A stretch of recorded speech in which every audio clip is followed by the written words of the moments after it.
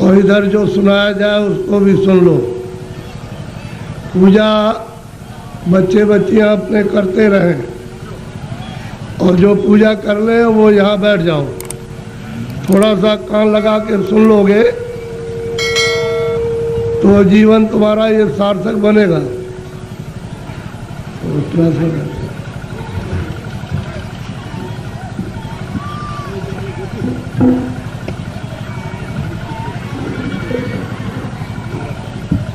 दूर कीजिए, दूर।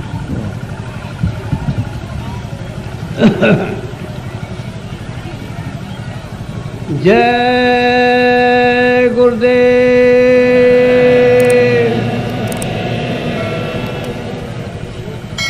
जय गुरुदेव,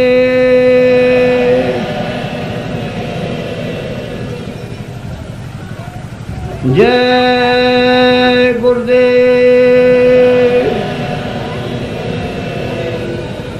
जय गुरुदेव। नाम किसका? जय गुरुदेव। नाम किसका? जय गुरुदेव। नाम किसका? मन तू भजो गुरु का नाम,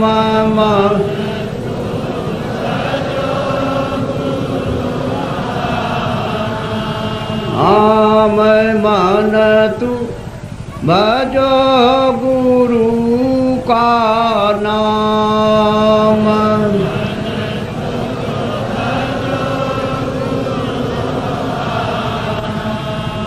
दया मेरे से नर्तन पायो,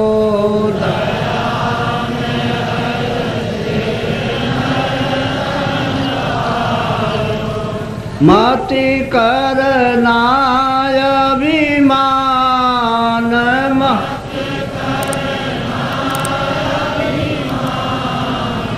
मन तू भजो गुरु का नाम,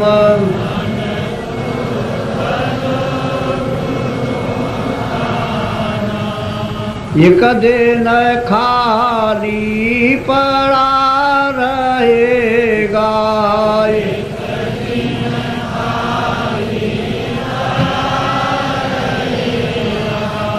जाई बसे शमशान,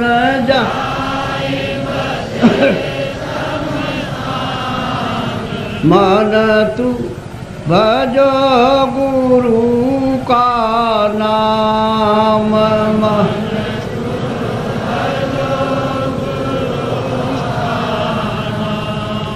जो धन तुझको दिया गुरु ने, जो धन तुझको दिया गुरु ने, इससे कर कछु काम, इससे कर कछु काम, मन तू भजो गुरु का नाम,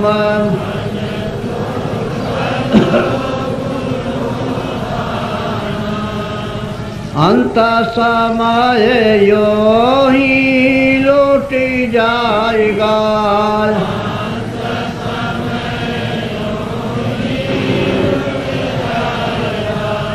संग न जाई छदाम,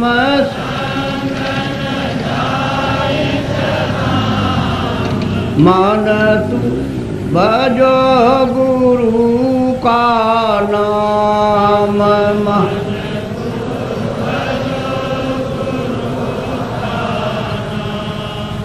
यह संसार रहने का सुपनाय,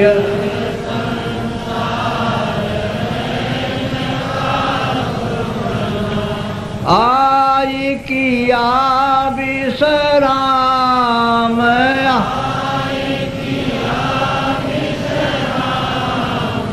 मन तू भजो गुरु गुरु का नाम।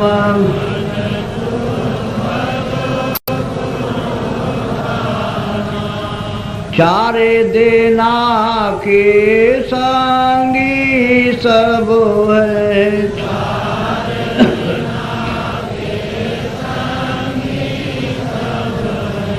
अंत न आवे काम,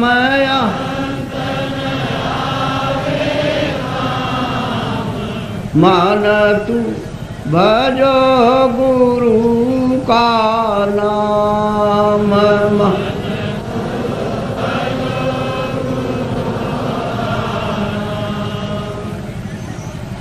तासे चेत करो सतसंगत,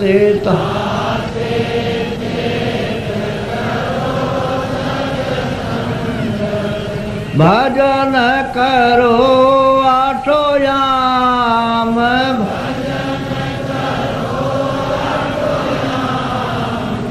मन तू भजो गुरु का नाम। मान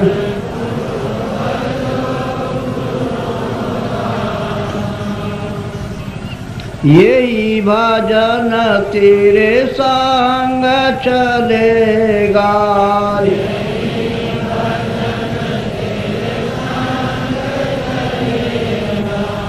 पावेगा या राम,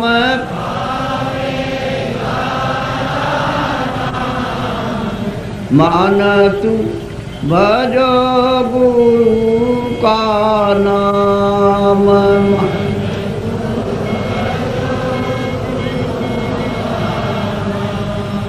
दया मेरे सत्य गुरु से लेकर,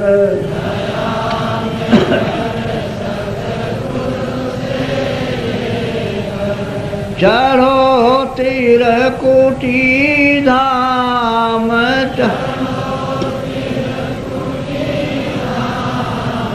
मान तू भजो गुरु का नाम।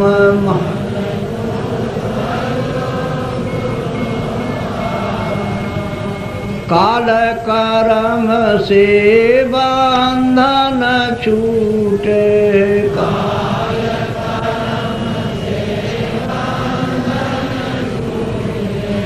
मिले पुरुष सतनाम में, मान तू भजो गुरु का नाम।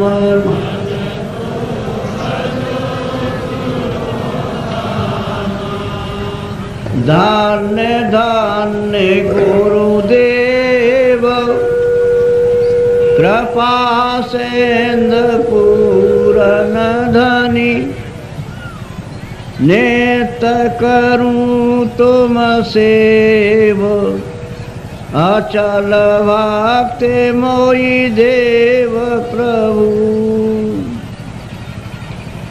दीन अधीन अनाथ, हाथ गहा तुम आन कर, अब राखो नित साथ, दीन दयाल कृपा निधे। जय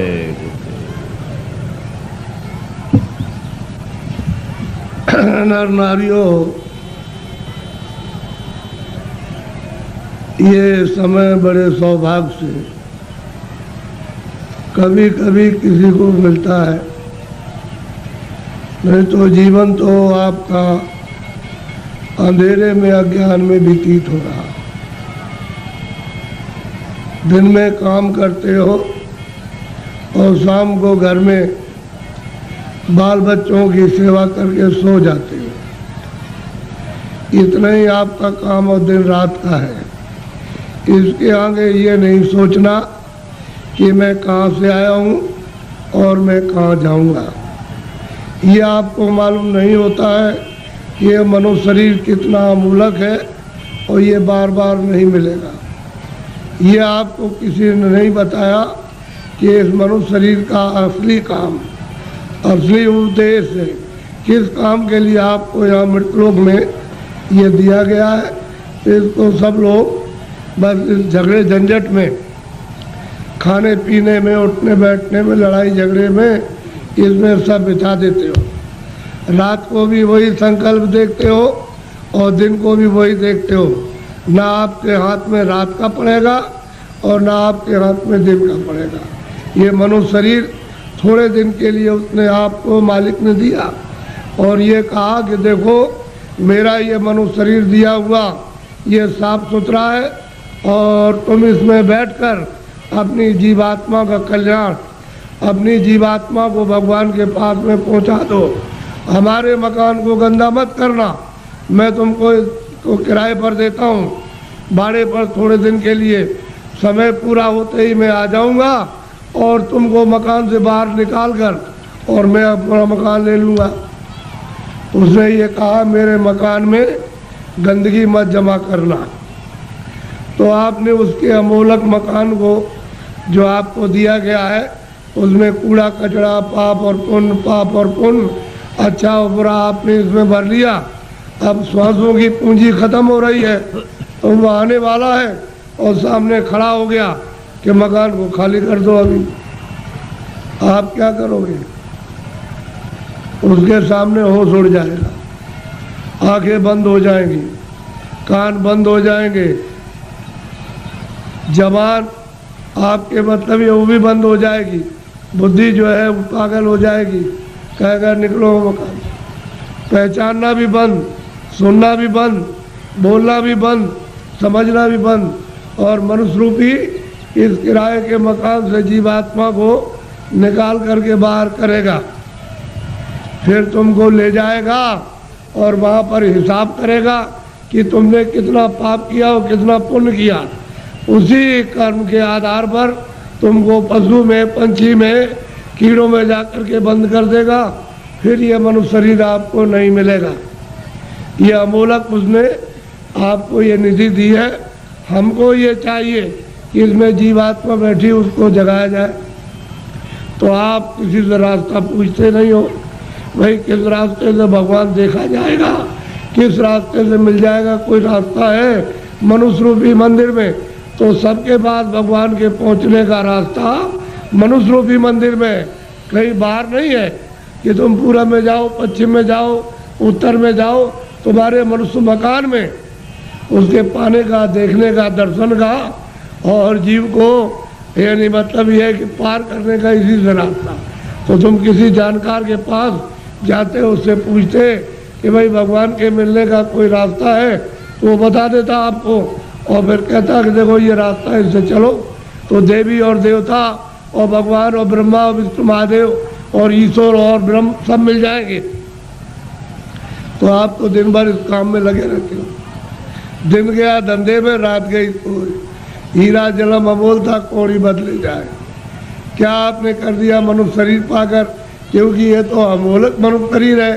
सारे संसार की दौलत को एक जगह रख दिया जाए और इसकी आरती की जाए कि हमको फिर से मनुष्य शरीर ये खड़ा कर दो, दे दो, इसमें जीवात्मा को वापस ले आओ, तो ये धन दौलत नहीं कुछ कर सकता। ऐसा आपको सबको अमोलक मनुष्य शरीर दिया गया, चाहे किसी भी जात का हो, ब्राह्मण हो, क्षत्रिय हो, अर्जन हो, मुसलमान, ईसाई हो। भगवान के पाने का सबको ये अवसर दिया। आप कहोगे हमको भगवान के पाने का अवसर नहीं मिला, तो इससे बढ़कर के और क्या मिलेगा। अब आपको इसमें बैठकर किसी महात्मा की खोज करना है जो भगवान को पा चुका। उसको अगर आपने पा लिया और उसके पास पहुंच गए तो भगवान के पाने की आप में इच्छा जगा देगा। और जब इच्छा जाग जाएगी तो आप कहोगे मुझे रास्ता बताइए, तो रास्ता देगा। फिर आप बैठ कर के मनुष्य रूपी इस मकान में फिर भजन करना। जब भजन करोगे तो तुम्हारी दिव्य आँख, ज्ञान चक्षु, तीसरा नेत्र खुलेगा। उस नेत्र से भगवान और देवी और देवता देखे जाते हैं। ये बाहर की जो चर्म आँखें, जो शरीर की आँखें, ये देवी देवता को स्वर्ग और वैकुंठ को नहीं देख सकती हैं। जब तुम्हारी अंदर की आँख खुल जाएगी वो उनको देखेगी और उससे मिलेगी और भगवान को देखेगी, तब बेड़ा पार, तब भवसागर से उतरोगे। ऐसे नहीं, मेरी तरफ बड़े ध्यान से देखो। ये दोनों आँखों के बीचों बीच में सब मनुष्यों में ये जीवात्मा बैठी हुई है। इधर देखो आप, ये दोनों आँखों के बीचों बीच में, तो ये शरीर के नाके के ऊपर बैठी है। उधर में स्वर्ग का नाका, इधर मनुष्य शरीर का नाका।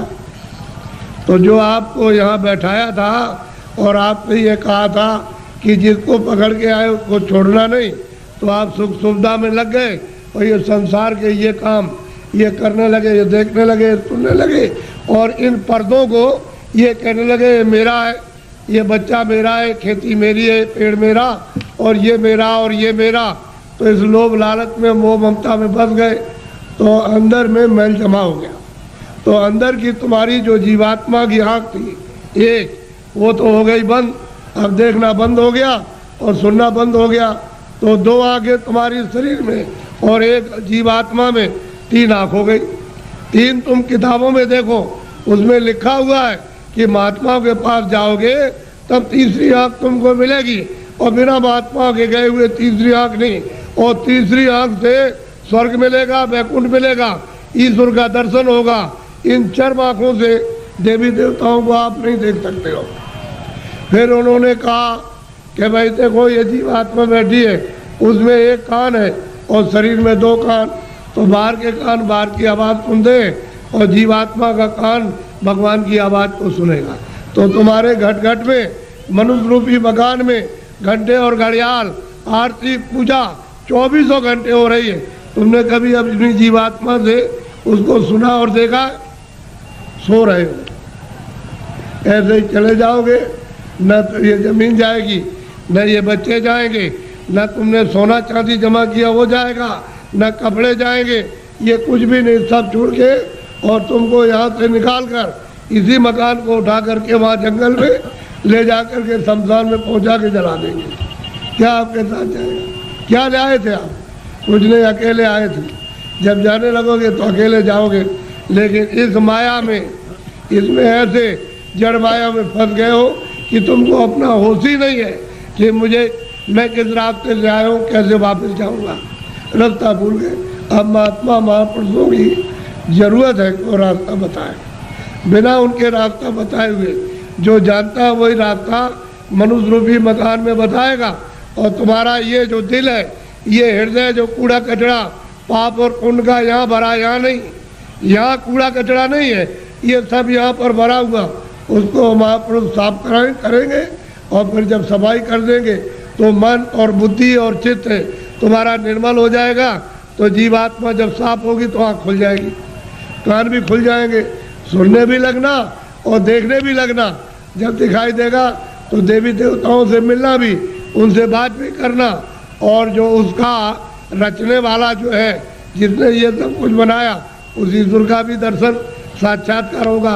लेकिन तुम्हारे मनुष्य रूपी मंदिर में ही उसका घाट है, उसके पास जाने का। ये असली मंदिर है, ये मनुष्य मंदिर है। इसी को जिस्मानी मस्जिद कहते हैं, इसी बाटी को कहते हैं चर्च। इसमें जीवात्मा बैठी हुई और जीवात्मा चेतन है, शरीर जड़ है, इसमें आकर के फंस गई। अब इसको कैसे निकाला जाएगा वो तो महात्मा जब युक्ति बताएंगे, रास्ता बताएंगे, तो धीरे से ये जीवात्मा मतलब ये जाग जाएगी और निकल के बाहर शरीर से बाहर खड़ी हो जाएगी। कैसे खड़ी होती है? जैसे मृत्यु के वक्त में जबरदस्ती निकाल के बाहर कर दिया, शरीर ये पड़ा। ऐसे ही साधन भजन करने पर जीवात्मा अलग हो जाती है और शरीर ये पड़ा वो अलग हो गई। तभी तो आप परमात्मा को देख सकोगे। जीत है जी, सबने कहा है कि मनुष्य रूपी मंदिर में जीवात्मा को घाट पर ला करके जगाओ तो दिव्य नेत्र ज्ञान चक्षु खुल जाए, तो जीते जी भगवान को पाओ। अरे भाई, मीरा ने जीते जी पाया, तुलसीदास ने जीते जी पाया, रैदास जी ने जीते पाया। जब कलयुग में इन लोगों ने जीते जी बहुत महात्मा महापुरुषों ने और सेवकों ने प्राप्त कर लिया, वैसे आप भी कर सकते हो। लेकिन कोई महापुरुष प्राप्त करने वाला मिलना चाहिए। वो नहीं मिलेगा तो जीवन अपना ऐसे ही चला जाएगा। ये जो आप कर्म करते हो ये इंद्रियों का बाहर का कर्म है, जड़। तो जड़ कर्म से जड़ चीज मिलेगी। जड़ कर्म करोगे, इंद्रिया जड़ है, आँख भी जड़ है, कान भी जड़ है, मुख भी जड़ है, हाथ भी जड़ है, पैर भी जड़, ये सारा शरीर जड़ और ये सब सामान जड़ है। तो तुमने जड़ की पूजा, जड़ की प्रार्थना, जड़ का काम और जड़ के कपड़े और जड़ का जल और जड़ की अग्नि, जड़ की वायु, ये सब जड़ का, तो आप इसमें फंस जाओगे तो आपको जड़ चीज मिल जाएगी। और इस जीवात्मा को जब जगा लोगे मनुष्य मंदिर में तो फिर आपको चेतन मिलेगा। जीवात्मा चेतन है, चेतन का चेतन से भजन करोगे तो चेतन मिल जाएगा। ये जड़ है, शरीर जड़ और ये सब साधन सामान जड़। तो आप लोग इसमें उलझ गए और फंस गए। लेकिन ये पूजा जो सच्ची है, आत्म पूजा, परमात्म पूजा, ये आत्मा की और देव पूजा, वो तो आप नहीं कर पाते। वो तो मनुष्य रूपी मंदिर से उसका रास्ता, तब आपको मंदिर मिलेगा। वो तो चमकता है मंदिर, वो तो रोशन मंदिर है। वहाँ तो अंधेरा होता नहीं है, वहाँ तो बिजली जलती नहीं है, सूरज निकलता नहीं है वहाँ, मतलब वहाँ रात्रि होती नहीं है, इस तरह के पाप और पुण्य नहीं। ऐसे मंदिर में पहुंचकर अपनी जीवात्मा से मनुष्य रूपी मंदिर में उसकी पूजा करो, सच्ची चेतन पूजा, तो जीव कल्याण हो जाए सदा के लिए, ये मुक्त हो जाए, छुटकारा पा जाए। और तुम सच्ची पूजा नहीं करोगे तो इसमें फंस जाओगे तो आपको क्या मिलने वाला? अरे पाप और पुण्य इसका फल पा जाओगे। आप तो पुण्य करते नहीं हो, पापी पाप दिन और रात करते हो, तो बताओ कैसे तुमको फिर ये मनुष्य शरीर मिलेगा और कैसे भगवान मिलेगा? उसने तो कहा मन और बुद्धि और चित्त है ये निर्मल और अंतःकरण निर्मल जिसका हो जाएगा वो मुझको प्राप्त कर ले। तो आपने तो मन बुद्धि चित्त है, अंतःकरण निर्मल नहीं किया। ये तो काम क्रोध लोभ और मोह और अहंकार में फंसे रह गए। इसमें इस गंदगी को अपने ऊपर लाते रहे, पहाड़ों की तरह से लाद लिया, तो इसको उतारेगा कौन? ये सारा जीवन आपका व्यर्थ जा रहा है। मनुष्य शरीर फिर नहीं मिलेगा। चार खाने बनाइए, पशु योनि, पंछी योनि, कीड़ों की योनि, थल की योनि, इसमें से निकाल के उसमें बंद कर देगा।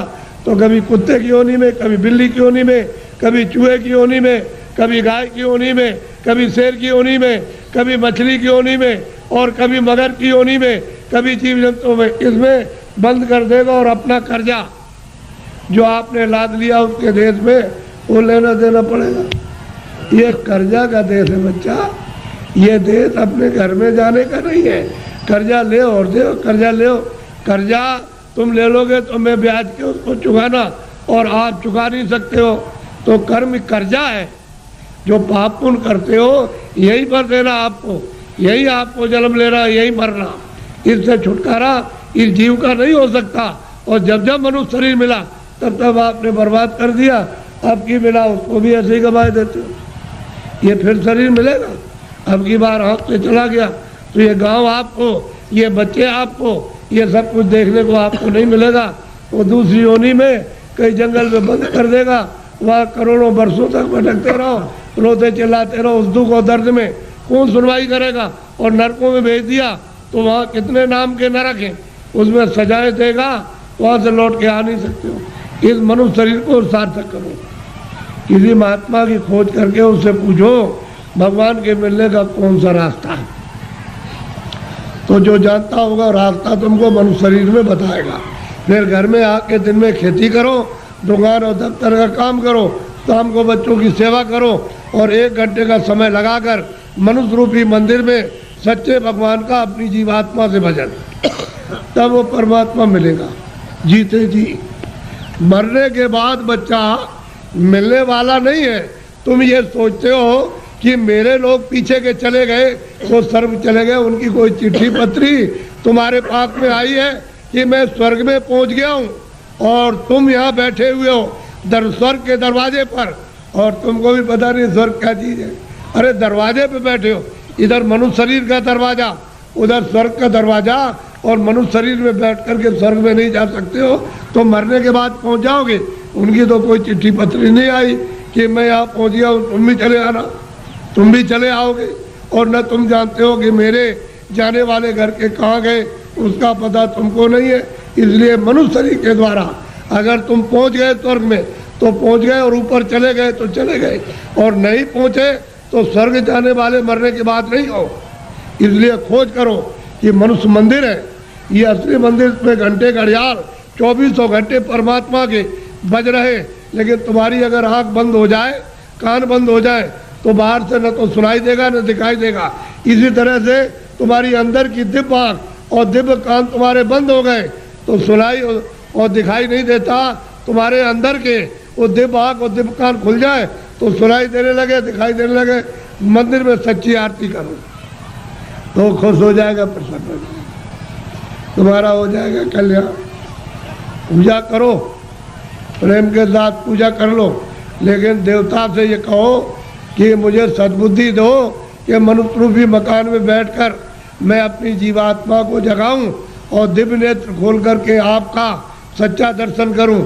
ये ठीक। और मांगो कि कोई महात्मा जानने वाले मिल जाए जो वहाँ तक पहुँचे हो देवी देवताओं के पास और उस परमात्मा के पास, और वो हमको रास्ता बता दे और उनकी कृपा से और दया से रास्ता पा जाए, हम आपके पास और भगवान के पास पहुँच जाए। ये देवी देवताओं से, गंगा जमुना से प्रार्थना करना चाहिए। और ये प्रार्थना करनी चाहिए कि ऐसी सद्बुद्धि दो, कोई पाप कर्म न करे, कोई झूठ न बोले, धोखा न दे, बेईमानी न करे। जितना भी काम करे, नेक काम करे, अच्छा काम करे, पुण्य का काम करे, किसी को सताए नहीं, किसी को मारे नहीं, के घर में किसी के खेत में चोरी न करे। ये देवताओं से प्रार्थना आपको गंगा जमुना में स्नान करते हुए करना चाहिए। अब आप